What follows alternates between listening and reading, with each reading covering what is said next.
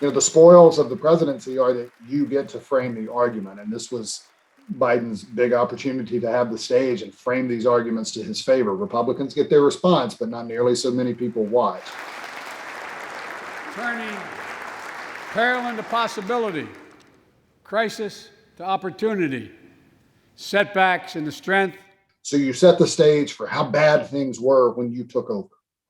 Two, you say how much progress has been made in 100 days. So the big COVID relief bill that got through, he threw out statistic upon statistic of how many shots have been given of the vaccine that actually was developed while President Trump was still in office.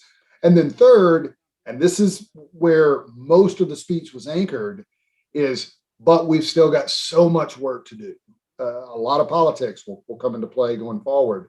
But Joe Biden laid out as ambitious a legislative agenda as any president in the last 50 years has asked a single Congress to take up. And that's going back to Lyndon Johnson, who signed Medicaid and Medicare and the Voting Rights Act and the Civil Rights Act into law, by the way, in the middle of the Vietnam War. We can't be so busy competing with one another that we forget the competition that we have with the rest of the world to win the 21st century.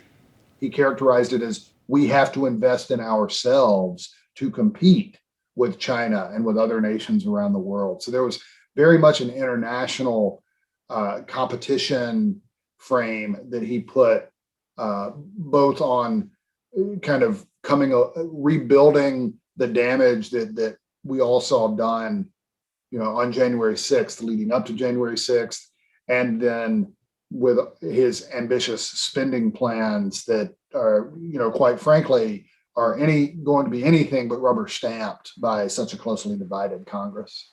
That's not any criticism or siding with either party. That's simply the nature of two parties with two different ideological approaches. And one party in this environment wants the federal government to spend more and do more, and one party does not.